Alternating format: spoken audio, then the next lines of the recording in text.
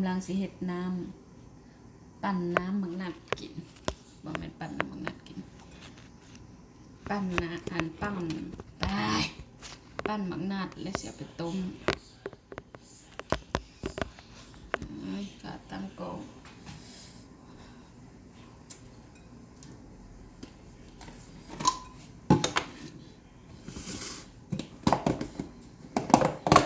บ่มีข้าวตั้งเครื่องห้อง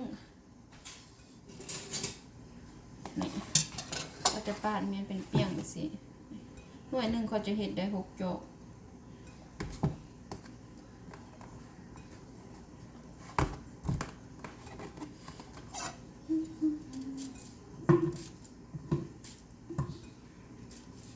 เปียง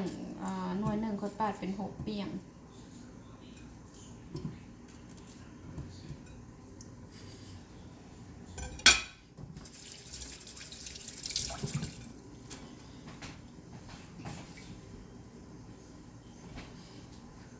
เปียงน้อยหลายเขาก็ใส่2 เปียงก็ได้แต่ว่ามือนี้นกมันจะบ่ใส่ใส่พอดีใส่มิ้นจำนี่ดึกลงไป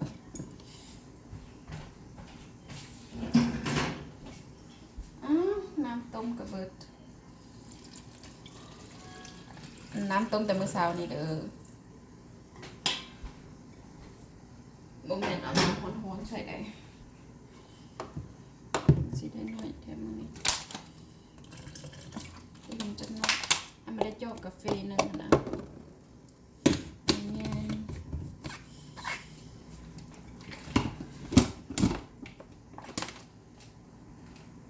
อากาศหนา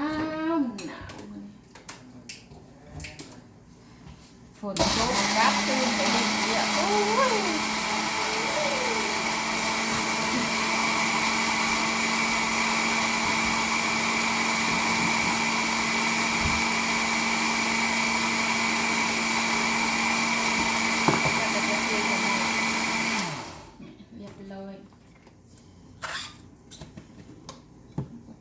ต้มให้มันฟด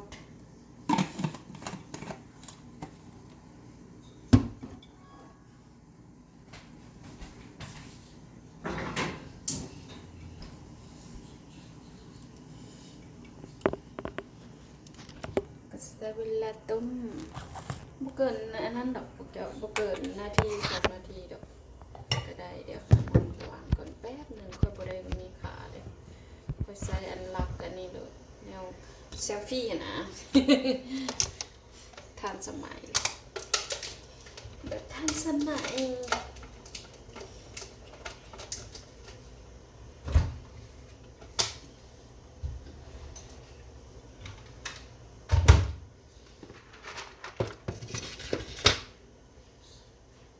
นี่ต้มนี่ก็ล้างต้มเกลือแบบนี้มันเกลือแห้งแล้วมันทานดอกว่ามื้อเช้าก็กระปั่นมื้อแรงก็กระปั่นล้างสะอาดละต้มเกลือ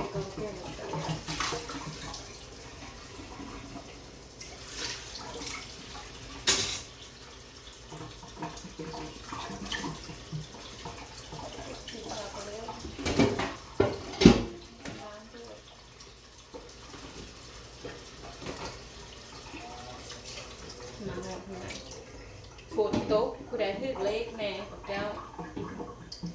วันนี้มื้อค่อยทำอีทแต่การโอ้ยหนาวกันหนาวเหงานอนมัดมือวันนี้ yes I love the traffic where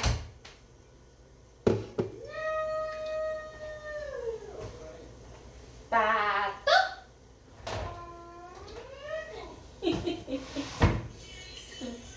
หัวไปเราจักคนบ้านใหญ่ป้า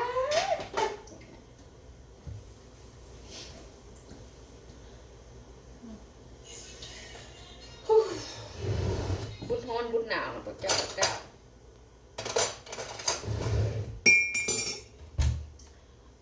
เมื่อนี้เคยใส่น้ำผึ้งน้ำ อันค่อยลองใส่มิ้นท์ค่ะบ่เป็นอันค่อยลองใส่อันซินนามอนมื้อนั้นค่อยกินก็บ่มักพวกเจ้าใส่มิ้นท์ดีก่อนหอมก็ใส่น้ำผึ้งไปบวงนึงเพราะว่ามักนัดค่อยมันอยากส้มแบบมันหน่วยเขียวคุณหั่นนะอันนี้มันเลยอยากส้มค่อยก็เลยใส่น้ำผึ้งไปบวงนึงเพิ่มความหวานอากาศเย็นๆกินเช้ารุ่นก็มีแฮงเนาะเนี่ยเงินครัวคอยก็หกลงตรงนั่งมาจิเนี่ยโพดละเดี๋ยวทั้งนั้นก็ได้ละแบบบ่ได้โดนได้ถ้ามันโพดอันนั้นน้อยเดียวก็ได้เลยมื้อนี้แฮงกินซีนอีกเนี่ยเราต้องกินมังนัดอันนี้น้ำซ่ามังนัดเข้าไปเพราะว่าอย่าง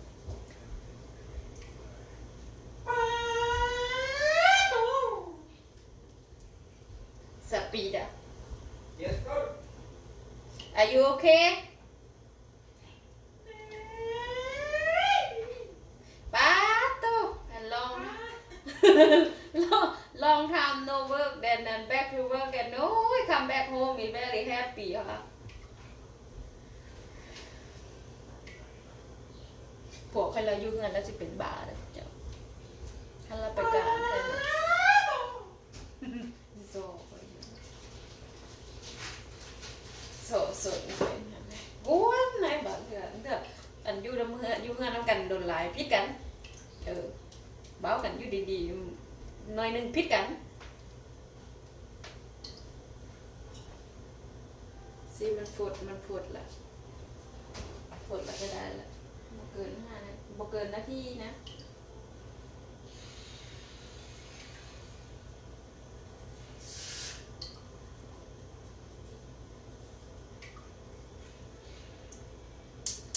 ฝนตกแห้งบ้านแมสซาชูเซตส์เนาะอันจะคืออันมักเฮฟลงพวกเก่าค่อยเห็นหมู่ค่อยโพสลงคนไทยก็จะโพสลงอันมักคือมักเฮฟเนี่ยมักใหญ่นี่แหละ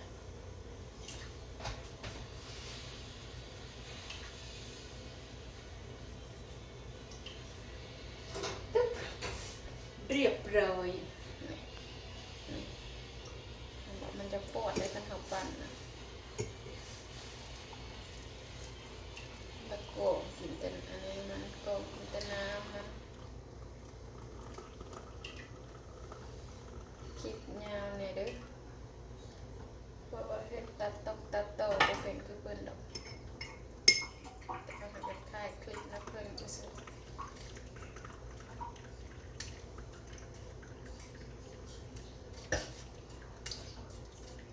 เป็นไงได้หอมเจ้าหอมปล่อยหมักกินมันหอม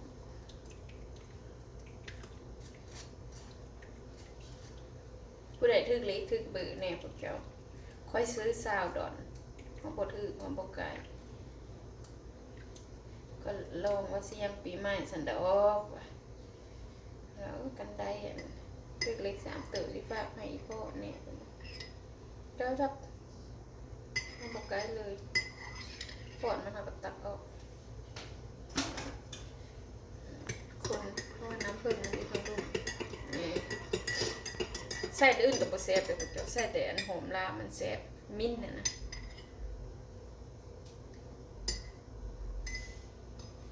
นี่